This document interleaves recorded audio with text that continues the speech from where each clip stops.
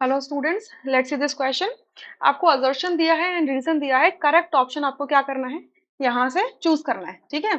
Assertion में आपको क्या लिख रहे हैं, that 22.4 litre of nitrogen gas at NTP and 5.6 litre oxygen gas at NTP contains equal number of molecules. NTP is normal temperature and pressure.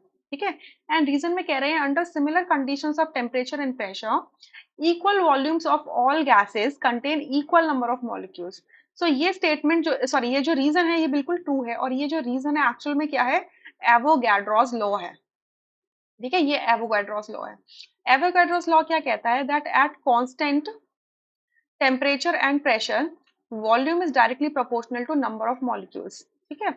सो मैं अगर कोई दो गैसेस ले लूं सेम टेम्परेचर एंड प्रेशर पे, तो मैं क्या बोल सकती हूँ, V1 upon V2 is equal to क्या होगा, N1 अपॉन N2 हो जाएगा। ठीक है।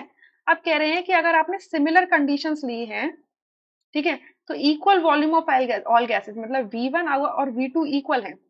तो अगर V1 और V2 इक्वल हैं तो it is coming out to be 1। जो आपका रेशियो है V1 अपॉन V2 1 आएगा।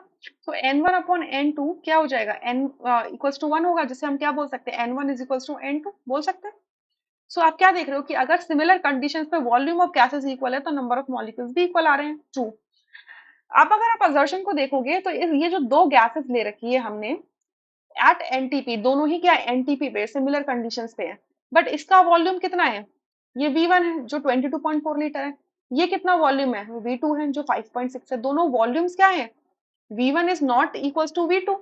अगर V1 V2 की इक्वल नहीं है तो ऑब्वियसली बात है कि N1 N2 की इक्वल नहीं होगा। बट यहाँ क्या कह रहे हैं, contains equal number of molecules, no, it's a false statement. ये unequal number of molecules carry करेंगे क्योंकि इनके वॉल्यूम इक्वल नहीं है। सो इस वजह से हमारा ऑप्शन 4 करेक्ट होता है, बाकी सारे ऑप्शंस इनकरेक्ट।